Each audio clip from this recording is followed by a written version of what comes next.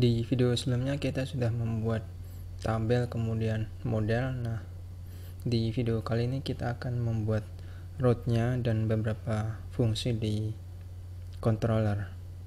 Nah, sebelum itu kita buat branch dulu. Cuma sebelum kita buat branch baru, kita nyalakan dulu PHP Artisan Serve. Jadi PHP Artisan Serve untuk menjalankan Laravel-nya.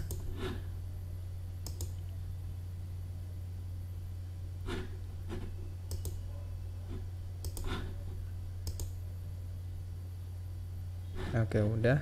Kemudian kita new terminal, kemudian kita create branch baru. Jadi git checkout -b, saya kasih nama tutorial 5, sorry. Oke. Kemudian kita buat root baru. Jadi kita ke root berhubung API, jadi ke api.php, kemudian kita buat baru root resource, kemudian customers,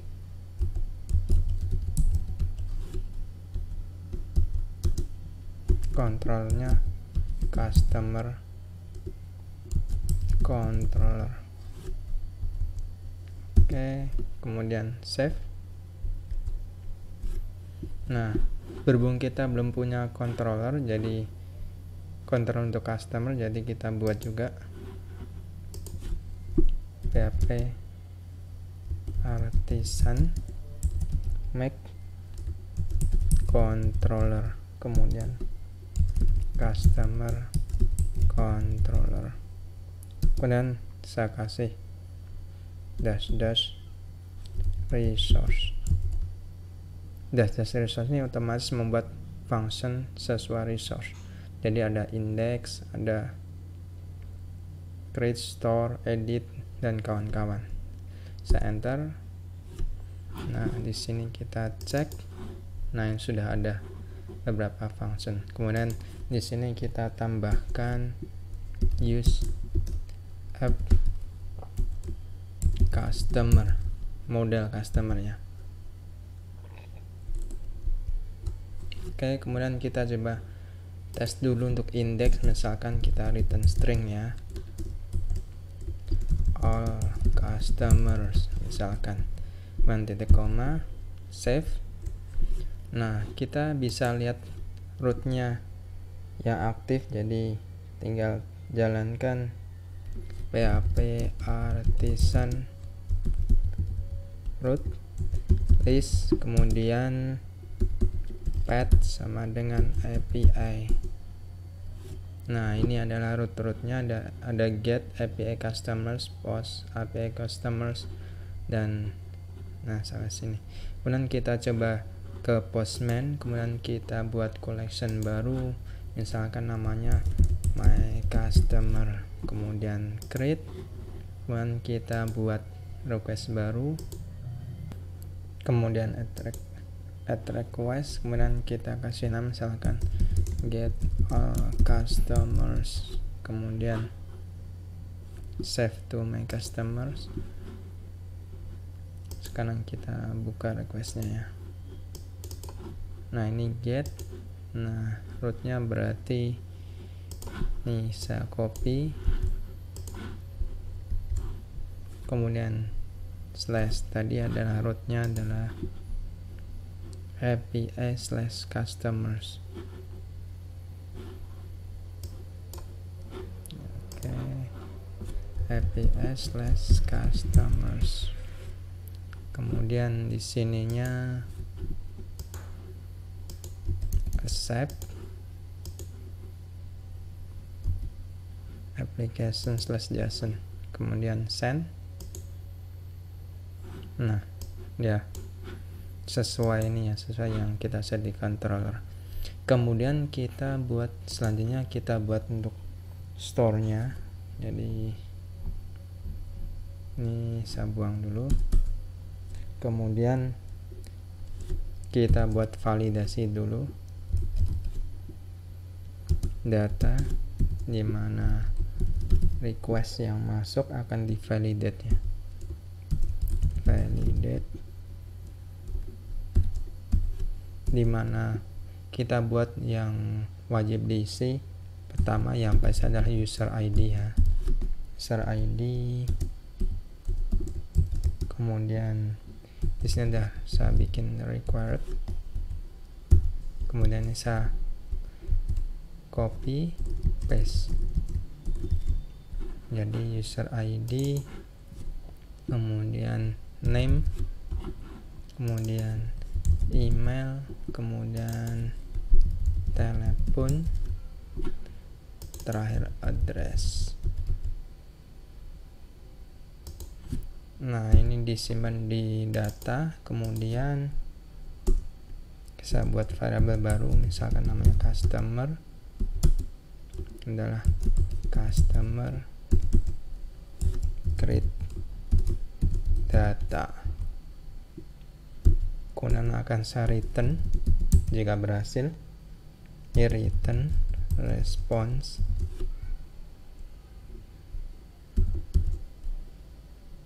JSON, kemudian message-nya saya kasih message customer was added successfully. Kemudian data,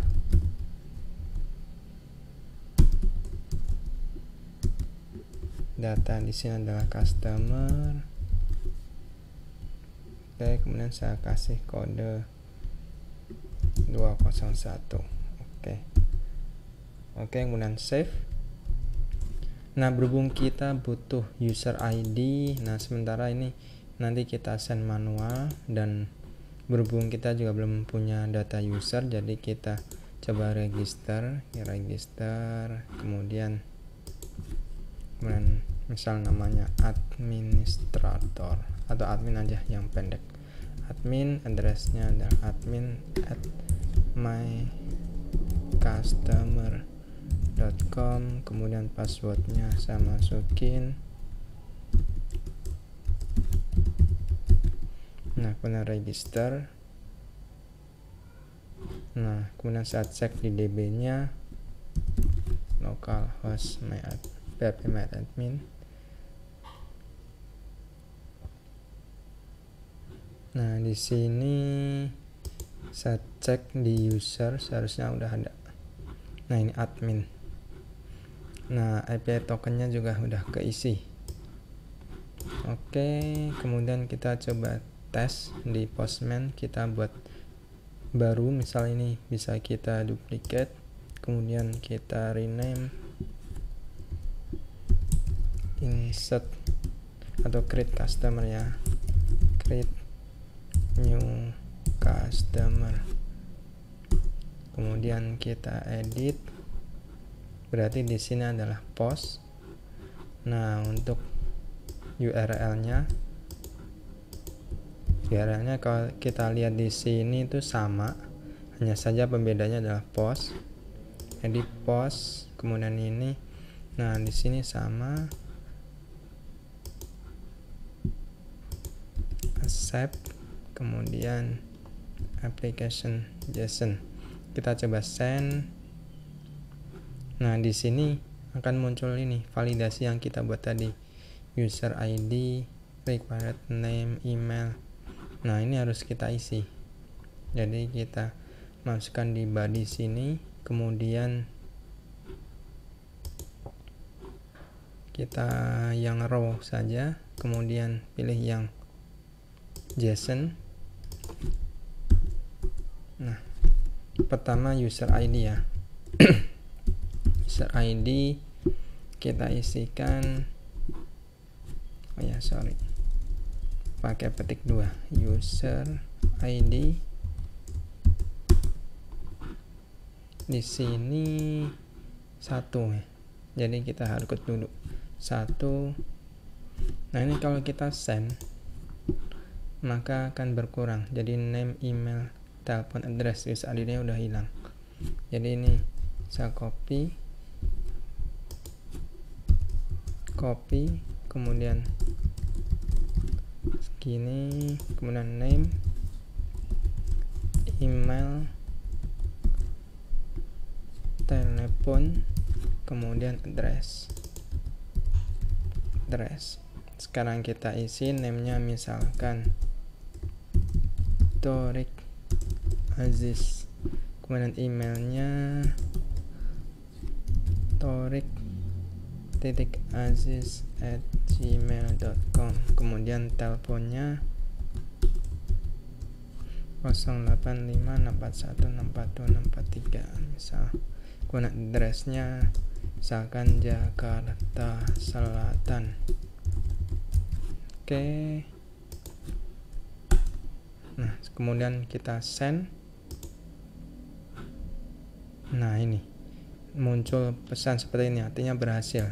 Kalau kita cek di tabelnya harusnya sudah masuk juga. Nah, ini masuk.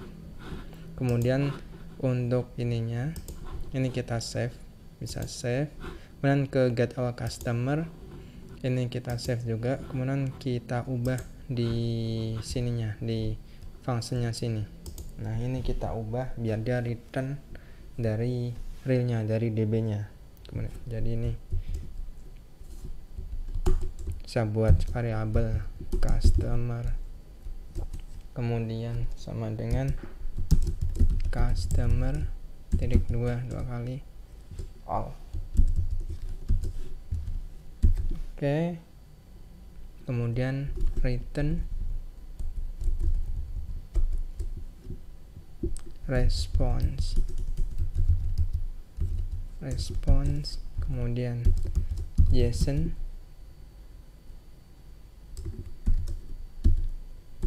message-nya saya set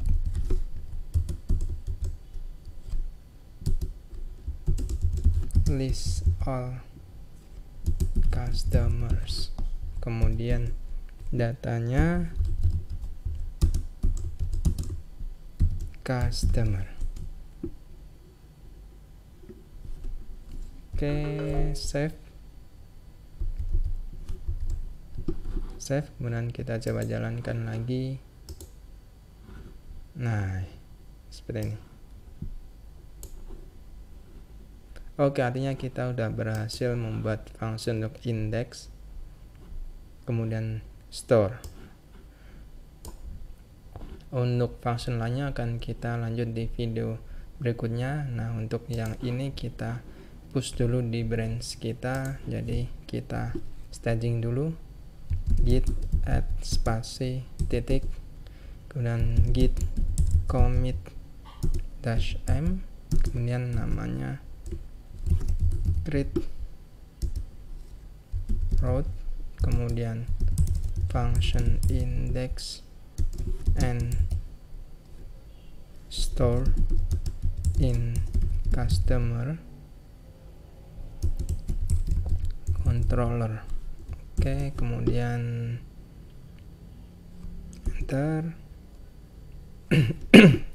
Kemudian git push origin tutorial 5.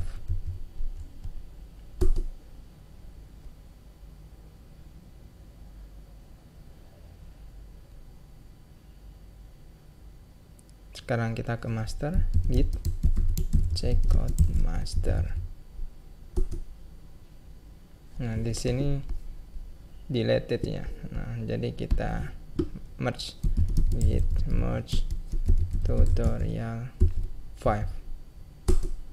Nah, oke, sekarang kita push, git push origin master.